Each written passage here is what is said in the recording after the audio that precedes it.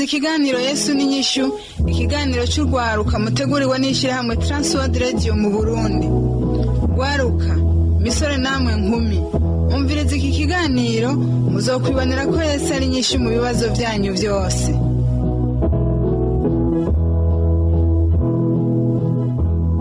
Rwaruka musore nkumi, nshuti mugenzi, nawe washimye guteramana natwe kuri no mugoroba, ndaguhaye mwiriwe, ndakwifuriza amahoro y'umwami wacu Yesu Kristo, kandi ndaguhaye kaze mu kiganiro Yesu n'inyishu usanzwe utegurirwa n'ishyirahamwe Transworld Radio mu Burundi, ugitunganirijwe na Samuel Nsabimbona. Kuri no mugoroba duteramira ku gice kigira gatatu, ari naco ca nyuma c'ikiganiro twagiranye n'umukozi w'Imana Ndiho Kubwayo Yohani wo ku Buterere, aho adushingira intahe y'ingene Yesu yamubereye umwizigirwa. Mu gice ca mbere yari yatumenyesheje ingene yahuye n'umwami wacu Yesu Kristo, ariko amaze kuja mu mashure yisumbuye agatinya kuvuga yuko ari wa Kristo, bikamuzanira ingaruka zo guhakwa kugwa mu caha, ariko Yesu Kristo akamutabara. Mu gice ca kabiri yaratubwiye ukuntu yageze mu bigero aho yifuza no kuba kugwiwe, mugabo naho nyene ngo akabona intambara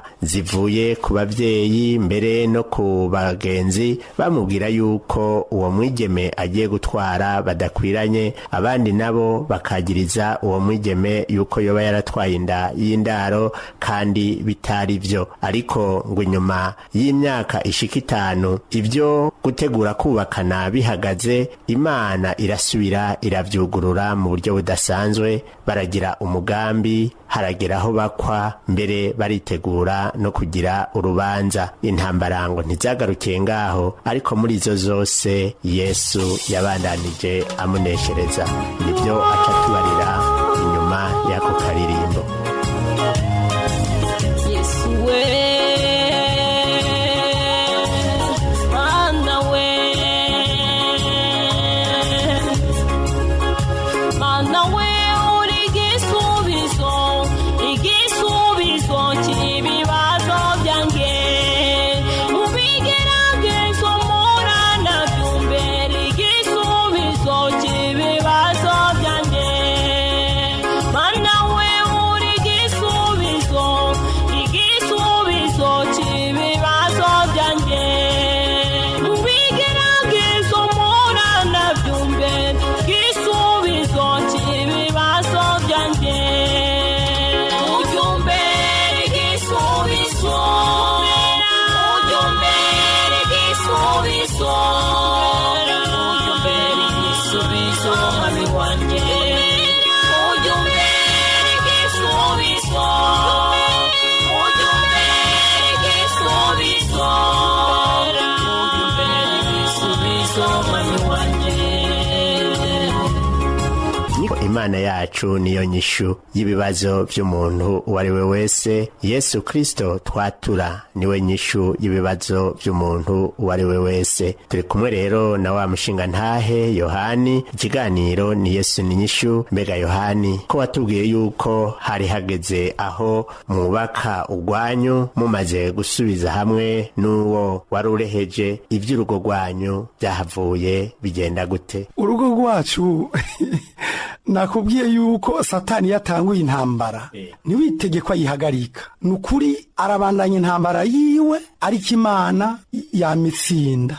Hari igihe bica kure bikagorana, mugabo impera n'imperuka Imana niyitsinda. Erega wa mugeni ndamukoye, erega urubanza rurateguwe n'ishengero rya Pantekoti mu Gisovu, imfungurwa zirateguwe, ibinyobwa birabonetse, sale dakengi irabonetse, turagiye kwa mustanteri, turateye ibikumu twambaye nk'abandi bose. Satani ati none munsi ndashitse, tuza tubona dukikuje hose imiriro, ingoho, mugobore, ibiki, twinduru, imiriro ku misozi. Tutiye ese ubwo ubukwe bwacu bukikujwe n'imiriro n'intambara? Turabaza batubwira bati hariho intambara yadutse. Byumvikana rero ko ubwo bukwe bwacu bwabaye mu bihe bitameze neza. Erega icyatugoye, je nari nzi ko uwo munsi ndarana umugeni mu nzu, umugabo siko vyagenze. Byahavuye bigenda gute? erega umwungere w'ishengero yaba ahantu hakuriye ha santre bita igiko. Rero intambara iteye yirutse mu bandi, mu kwiruka kwabo ntibagarukiye hafi, baruhukiye ikongo. Urumva umuntu ndashika ikongo ntaba kije guhezagira ubukwe. Mu ishengero rya Pentekote bari itegeko ntabanduka yuko ubukwe buhezagirwa n'umwungere. Rero umwarimu twari dufise ntiyashobora kuduhezagira. Imfungurwa zirafungurwa, ibinyobwa biranyobwa, amajambo aravugwa, abatumire barashima. Mugo bageze kutubaza bati none bigende gute ko umwungere atabonetse? Nca nibuka rya kofi Imana yankubita, nibuka wa mwiza nacura, nibuka gwa rupfu nakwa gupfa nzize ko nagombye gusambana. Nca mbwira abantu nimba umwungere atabonetse ngo anshire ko ibiganza umwigeme nasubira iwabo nanje ntayi wacu. Erega vyabaye uko, ariko abari bahari benshi kumure tudahuje no kwemera byarabatangaje. Bavuze bati mbega ko bamwe bagenda bafise imbanyi abandi bakagenda bo baranabonanye, none uyuwe byagiye ku mugaragaro gutya bigenda gute ngo ntatwara umugeni wiwe? Iryo shengero ryigisha rite? Ubwo ntagasabirwa canke hagati babashirako. Ariko urumva ko nari narabonye guca kubiri n'ivy'Imana ugakora ivyo wigombeye, cane cane muri ivyo byo kubaka. Nari niboneye ku bwanje ntivyari vyoroshe. Yego. Mbega umwigeme we yavyakiriye gute? Umwigeme yarasanzwe nawe akunda Imana kandi ayubaha, ntivyamuciye intege, yavyakiriye gutyo. Ngaho rero ku munsi wa Mungu turinjiye mu gatondo, yaraye mu gahinga n'endarahandi mu nzu ya jenyene. Erega ico gihe wamenga navuye gukina ikinamico, wamenga ndikiyingi.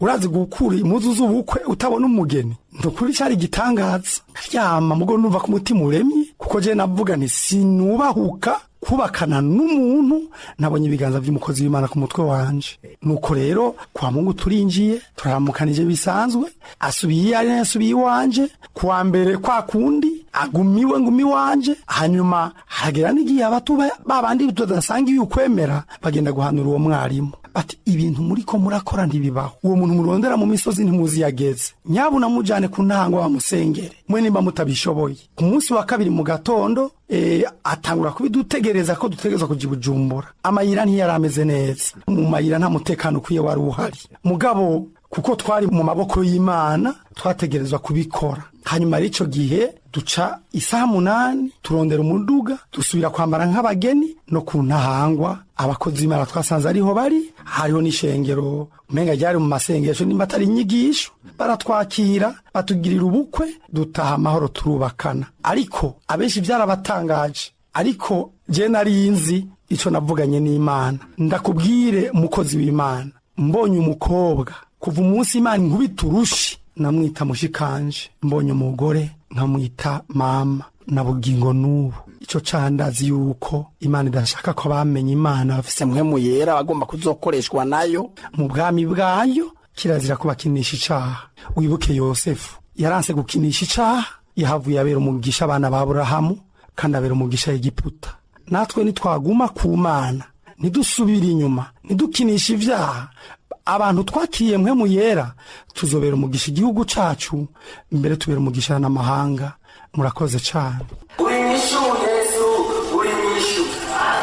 Ikiganiro cyacu ni ic'ugwaruka ahanini, kandi keshi turakunda kumva ugwaruka rutubaza, waba rutwandikiye cyangwa rukadutelefona rukatubaza ngo mbega imigenderanire y'abahungu n'abakobwa bya bindi bita copinage, ukumva bavuga ibyo gukorakorana, ibyo gusomana, ndetse bamwe abasore ukumva baradutse bariko barabaza bya bindi byo kwisambanya, bakabaza bati none ibyo hari ingorane zirimwo. Nagomba muravye uko kuntu mwirinze no gutinya icaha, muduhanurire urwo rwaruka. Mu by'ukuri iyo umuntu afashe ingingo yo gukorakora umwigeme aba yamwifuje, mugabo akabona ko uko kwifuza kutoshika kure. Ariko ijambo ry'Imana rivuga ngo muciyumvira, mukigira imigabo, mucifuza, imbere y'Imana cabaye igicumuro. Ndinginga abigeme n'abasore, iyo migenzo y'abatubaha Imana yo gukorakorana bita mu Gifaransa caresse, iyo migenzo yo kubonana imbere y'uko Imana ihezagira ubukwe, iyo migenzo si yacu. Imana ntiyishingira intahe, kuko icaha kiguma ari icaha, kandi aho icyaha kiri kibuza ukunywana n'Imana, kandi ukunywana n'Imana kubuze bindeba umugwanizi. None umugwanizi aje wa mugisha turondera bya vyizigiro twari dufise ntibica bicika ubusa. Mubambarize namwe. Ngira ngo baravyumva nshuti mugenzi uri kurumviriza kino kiganiro cacu ca Yesu n'inyishu, urumva yuko bwa bundi icyaha cyose kizana amagorwa, kuko Imana ndinezererwa icyaha icyo ari cyo cyose nico wiyumvira ko ari gisanzwe. Hunga ntupfe, kuko ni ku ijambo ry'Imana rivuga. Mbega Yohani, umuryango urahejeje guhezagirwa n'abakozi b'Imana, murashitse mu rugo murabana. Kumbure hari igihe mwafasha akanya mukaganira n'umutambukanyi wayo mukiyumvira ku byabashikiye. Mwarabonye mu kuboko kw'Imana muriko murabiganirako? Ego cyane, nukuri abadayimoni barakora, kandi Satani afise uburyo bukomeye bw'ubugunge bwo kurenganya ikinyoma kikitwa ukuri. Tumaze kumarana iminsi nahamagaye umuvyeyi wanje nti mama, burakeye ngwino wirabire iyi mpuzu y'umweru pe. Mu bantu bita abayisilamu hari ibintu bavyina kera bisiza amafu bakavuga ngo cawuma cawuma cawuma, bisigura ko umwigeme yizigamye atigeze yononekara. Erega umuvyeyi wanje yaraje araraba avuga ati mwananje isi iragoye, nari naremeye na jewe ko yavyaye umwana, kandi umwana akuze muriko murareya, namwita umukecuru. None mwana wanje, Imana ntivuguruzwa kandi ntiyihenda. Nanje naguye mu gahundwe, naratangaye kuko nari nemeye ndavye igitigiri c'abantu kivuga ngo naje naravyumvise, mbere narabibonye. Nasanze umuntu akijijwe cyangwa umuntu wari we wese niyo badakijijwe azoze yitonda ku nkuru yumvise, atohoze, arabi ibimenyamenya, arabi ibimenyetso, mukashira umutima ku nkuru agafata ingingo. Ni ku muntu wari we wese, niyo wowe uri umutegetsi ukumva abantu bagikikuje bavuga inkuru ku muntu, nawe kumure wabona ko afise ikimazi mu gihugu, imbere yuko ufata ingingo banza witonda utohoze uronke ibimenyamenya n'ibimenyetso. Erega birashika no kwimenyetso babihimba, bagahimba bakabitegura bakabifondafonda bakabicira inzira, birashika. None kwa Potifari, muka Potifari ntiyarondeye impuzu ya Yosefu atengiye n'ishati yiwe. None ico si kimenyamenya, ariko Imana iragororotse. Muntu w'Imana uzoshikirwa n'ibibazo nk'ivyo bikagufata bikakugirira nabi, umenye ko Imana itaguhevye. Imana yibona mu mutima, izoguha kunesha kandi izokugirira neza. Ababikoze nabo ndazi ko azogira igihe bakumirwa bati mwisi hariho Imana nk'uko iba no mw'ijuru, kuko abenshi ari igihe bibaza ko Imana igarukira mw'ijuru gusa, ariko ndemeza ko iba no ngaha, kandi ikavuguruza ibinyoma, igashira hejuru kuri, igatuma abantu basubira kunezerwa bari bihevye.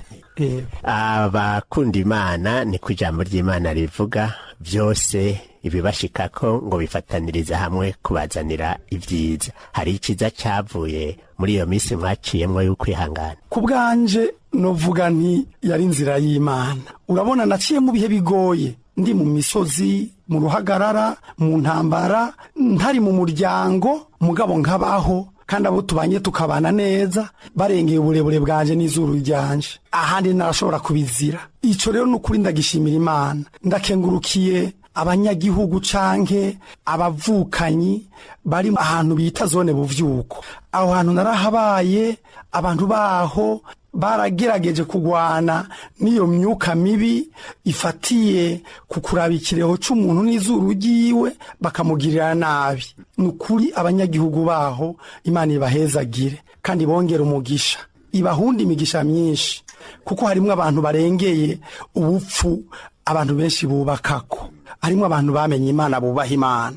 Niho nabaye, barantunga ntagira mama ntagira data, barantunga ntagira umugore ntagira abavukanyi, barangaburira amezi menshi. Ndashimiye cyane umuvyeyi nyina wa Kazoviyo François, Imana imwongera iminsi yo kubaho. Nanje nze mbona akaryo gusubira kumubona ndamwereka abuzukuru, kuko kugeza ubu sindasubira kumubona ngo ndamwereka abuzukuru. Yarangaburiye, arampanura, nanje ico gihe nababereye nk'umugisha, kubera ijambo Imana yari yarambwiye ngo rema nzokuzigama, habaye uruhagara nababwira nti ahandi nta kiza kuhaba, kuko Imana yavuze ko izo nzigama izo nkoho ziraza kuvuga kandi ziherereye iyo. Kandi niko vyagenda. Agace twari turimo nikigeze kaboni inkumbi, kandi ubwo gwimo rwose rutangura kandi ruhera, Imana yarandinze kubona umuvyimba mu maso w'umuntu yishwe kubw'intambara, aho nabandi Imana yahazana impore n'umutekano. Nukuri abubaha Imana bariko umugisha munini, hamwe bokomeza kubaha Imana bakirinda icaha,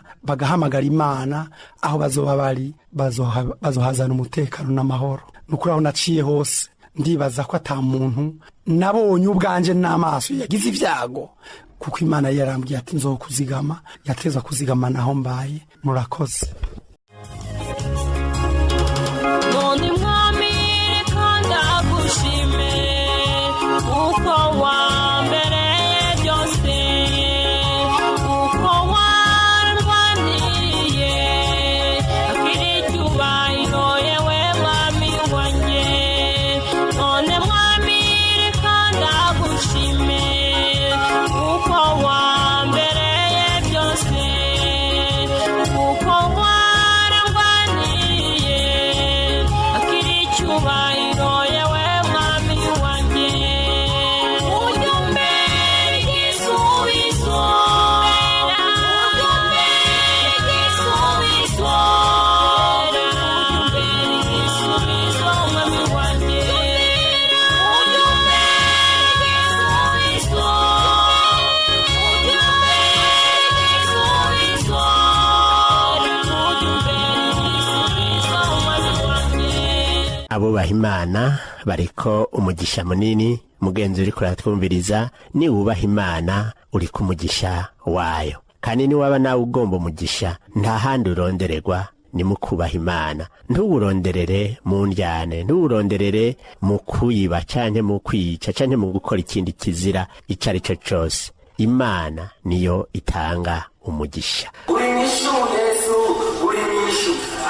Umuvukanyi Yohani wari uri kuravuga uti abo bantu bamfashije ndagomba kuzobereka abuzukuru. Nca numva yuko Imana yabahaye umugisha w'uruvyaro. Kimwe mu by'abantu bakunda kuvuga iyo baca intege abagomba kubakana, na cane cane iyo bubaka bamwe bakuze cyane cyane mu mwigeme akuze, haraho babwira umusore bati urihoneje cyangwa uhoneje umuryango. Mbega iyo mvugo yoba yarashitse muri icyo gihe cy'iwanyu? Ego cyane. Mu by'ukuri intambara ya mbere nagwanye, urumva ko abatari bake mu bagenzi no mu muryango bashaka ko ndondera umukobwa mu ishusho y'umubiri ameze nk'uko bagomba.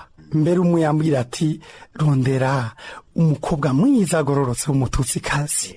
Ariko rero burya ko kubaka atari twe tuvyigirira, Imana yampaye wigomba. Nanje naragwanye izo ntambara, ndanatsindwa muri zo, ariko impera n'imperuka Imana yakoze ubugombe bwayo. Hanyuma rero urumva ko ico kirenganye namureheje afise 26, nguyo ngiye kumutwara afise 30. Ivya mbere vyari birenganye, hari haje amakuru mashasha. Uwo twahura yambwira ati niwagira Imana akakuvyarira kamwe atuzobuhiriwe, ati kuko munda y'umukenyezi abashakashatsi n'abahinga bavuga ko habamo imbuto 300. Ati kandi rero mwigeme buri kwezi atakaza urubuto. Sinzi ati haruri imyaka maze rero 30, ucugwiza n'amezi 12 mu mwaka, umparura ico bagisigayeyo. Erega naragombye gucika ivutu. Mugonje ndavuga ntiyemwe ni uwohoga mukama, ntundinde sinsubire guhemuka. Ni urya namuhawe n'Imana, iyo Mana yamumpaye nizinge nizobigenza. Ni jewe gusa ndi mu bugombe bw'Imana, nemeye kuyikorera no kuyubaha. Ivyo navyo ni ivyanyu. Jewe ndi mu bugombe bw'Imana kandi ndamahoro. Ni vyanjiye intege kweri.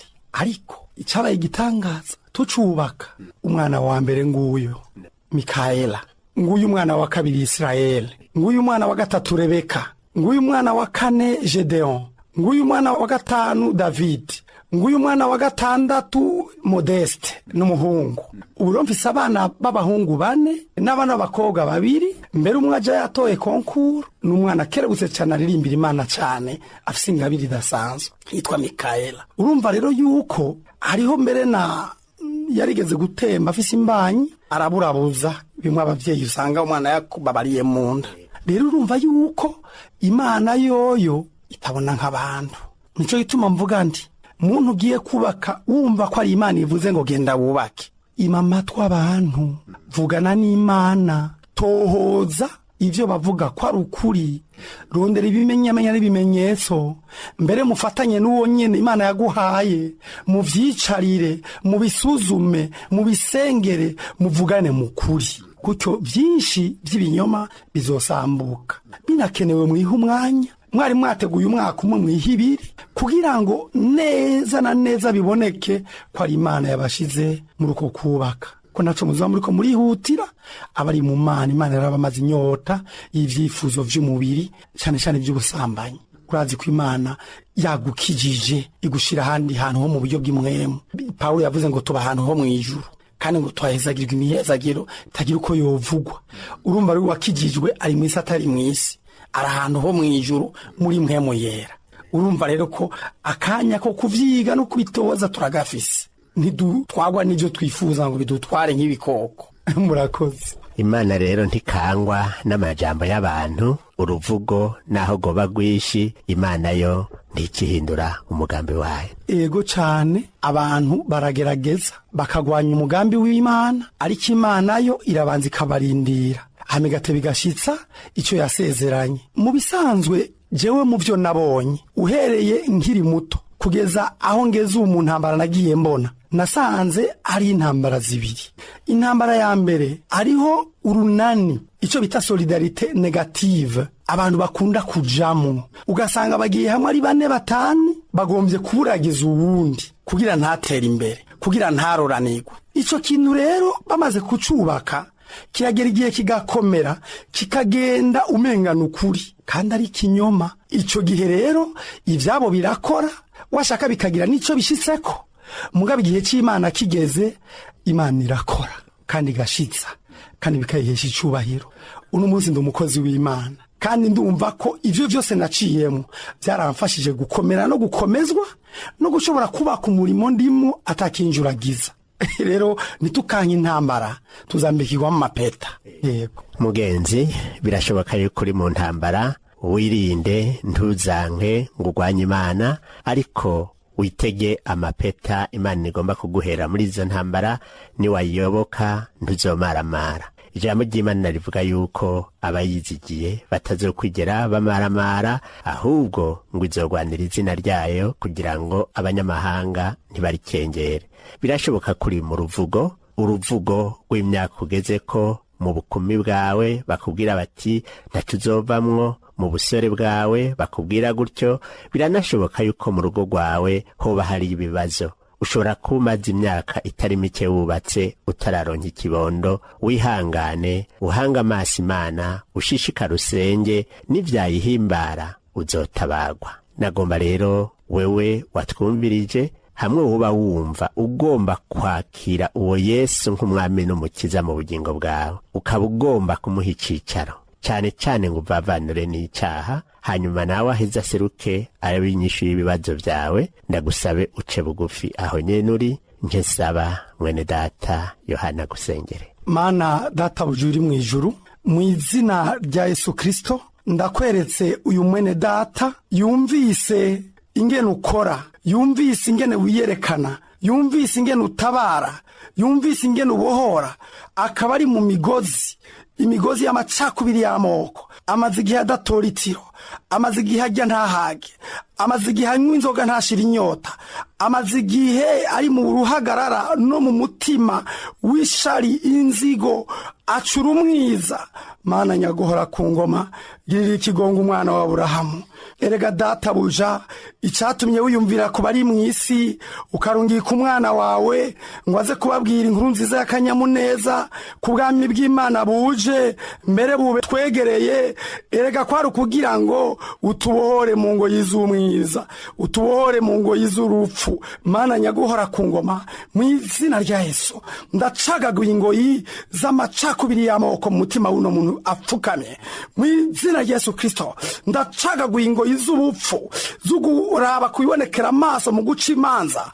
Mu izina rya Yesu Kristo ndasengeye uyu mwene data, ndamusabiye imbabazi z'Imana, ndamusabiye amaraso ya Yesu, ndamusabiye kwandikwa mu gitabo cy'ubugingo, ndamusabiye gufutwa mu gitabo c'amahonero, ndamusabiye kuba ko mpwemu yera, ndamusabiye kuba umwe mu bazoraga ubwami, ndamusabiye Mana kwegera Mana ubwiza bwawe no gutandukana n'icyaha butagisubiramwo. Mu izina rya Yesu umucunguzi wacu ndabisabye, amen.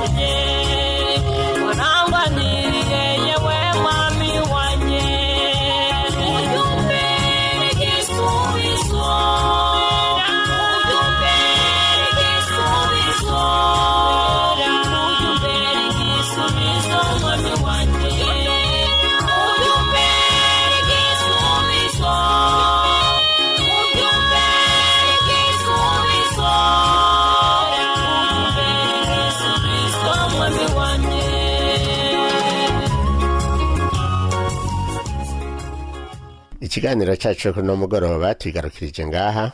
Ndakengurukiye cyane umutumire wacu Yohani ndiho kubgayo yadufashije kukibatunganiriza. Umukozi w'Imana ndabakenguruki. Gome murakoze cyane. Nagomba kuvuga ko iki gikorwa mukwiye gukomeza, kuko ni igikorwa gifasha kugira ngo inkuru nziza ugukora kw'Imana bimenyekane, maze abantu bitegure, kuko ubwami bw'Imana buri hafi, mbere buratwegereye kuruta uko vyari biri. Imana ihabwa icyubahiro. Nihabwa icyubahiro. Nawe mugenzi washimye guteramana natwe turagukengurukiye. Umwami wacu Yesu Kristo aguhezagire kandi wizigire yuko ikibazo cawe twagisengeye. Yesu yiteguye kukubera inyishu. Ikiganiro cyacu kuno mugoroba tugarukirije ngaha. Ndakengurukiye cyane umutumire wacu ndiho kubgayo Yohana yadufashije kukibatunganiriza. Ngakengurukira nawe mugenzi washimye guteramana natwe. Hamwe nawe wowe ugomba kutubaza canke kutwunganira, ugomba gushinga intahe y'ivyo Yesu yagukoreye, utwandikire canke udutelefone. Wanditse ukoresha agasanduku ka posta 1140 i Bujumbura, canke ukatwandikira kuri email twrburundi@gmail.com, cyangwa ukaturunyikira ubutumwa bugufi kuri telefone ngendanwa inomero 79 884 286, canke 69 671 277. Izo telefone urashaka no kuzidutelefonako. Mu masaha y'akazi ushobora gutelefona kuri telefone yo mu biro inomero 22 24 26 54. Ugomba kwivuganira na ndiho kubgayo Yohani naho kugira ngo agire icyo yo gufasha, ushobora kumurondera kuri telefone ngendanwa inomero 69 68 93 62 69 68 93 62. Tubonereho n'akajyo ko kukwikebanura tukwifuriza umugoroba mwiza, naho ubutaha umwami wacu Yesu Kristo akubera inyishu. Ico cyari ikiganiro cy'urwaruka Yesu n'inyishu mushikirizwa n'ishyirahamwe Transworld Radio mu Burundi. Niba nawe ugomba gushinga intahe ko Yesu yakubereye inyishu cyangwa ugomba kutunganira, twandikira uti Yesu n'inyishu, agasanduku ka post 1140 Bujumbura, cyangwa dutera kamo kuri 24 26 57.